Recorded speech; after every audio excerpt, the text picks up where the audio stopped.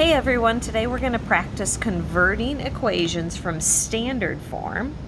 And standard form is when an equation has x and y on the same side. And it's the general format is ax plus by equals c.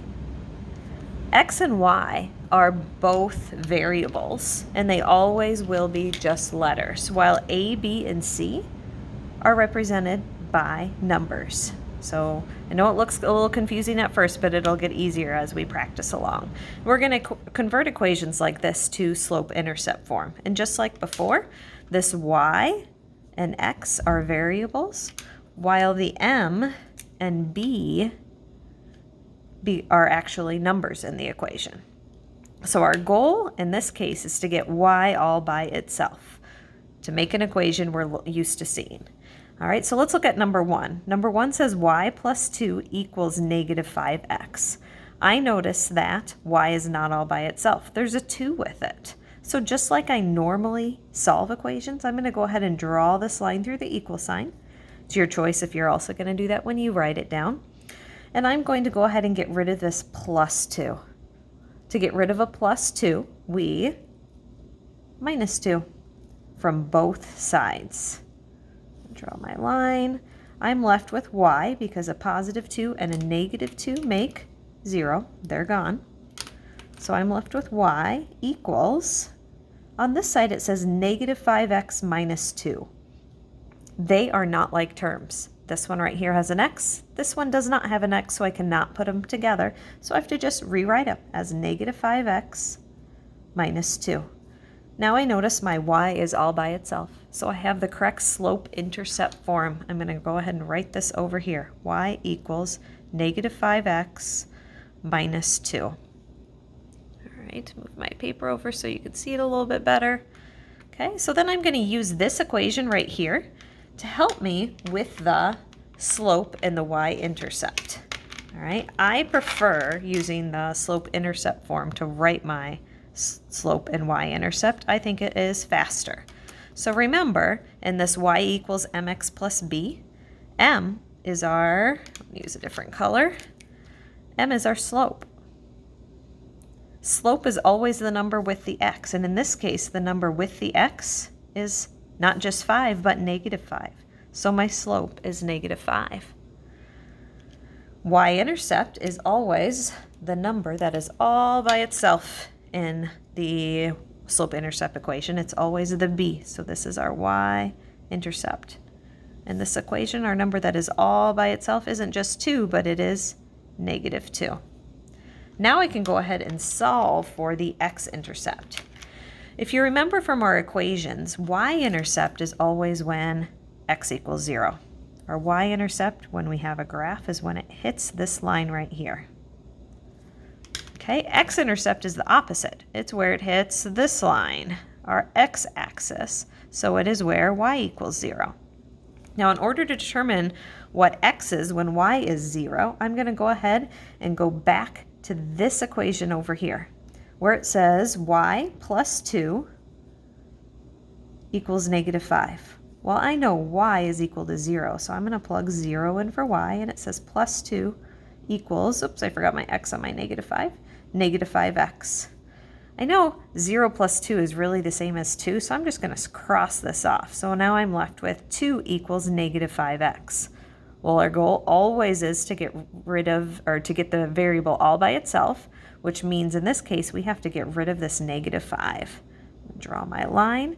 To get rid of negative 5, I don't add 5, because this 5 isn't subtracting. Since it's right next to that x, it means multiply.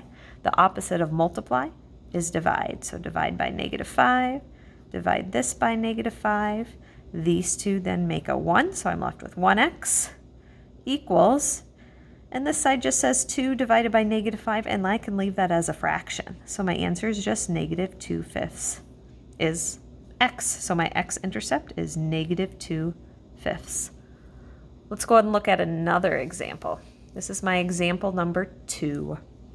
All right, if you notice right away, x and y are on the same side, and I need to make it so that y is all by itself.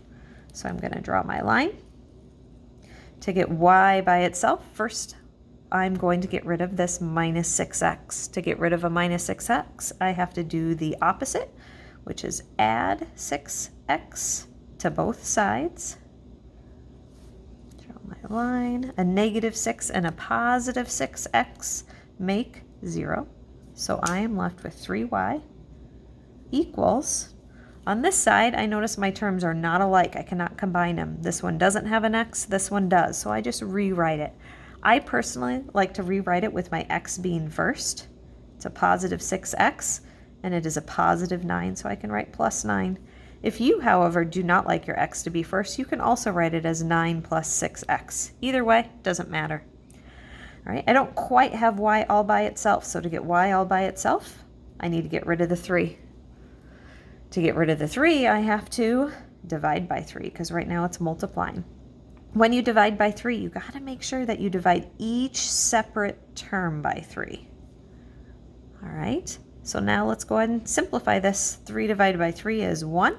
I'm left with y equals 6 divided by 3 is 2, so I have 2x. 9 divided by 3 is 3, and it is a plus 3. I now have my slope-intercept form. I'm going to write it right over here. And this is the equation that I'm going to use to help me with my slope and my y-intercept. My slope is always the number with the x. In this case, it happens to be 2. My y-intercept is always the number that is by itself in my y equals mx plus b equation. It is my b value. In this case, it is 3. Now I need to solve for my x-intercept. Remember from above, our x-intercept is when y equals 0. And now I'm going to tell you my secret. I always go back to this equation when I am trying to solve for my x-intercept. I think it is faster. However, you can also use this equation. So I'm going to go over here, and it starts with 3y. Well, I know y is 0, so I'm going to go ahead and substitute 0 in for y. Then it says minus 6x equals 9.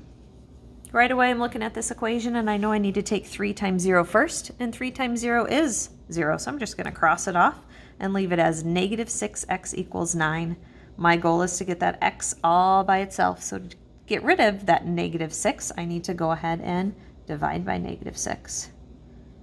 And I'm left with x equals negative 9 over 6, and I know I can simplify that because 3 goes into both 9 and 6.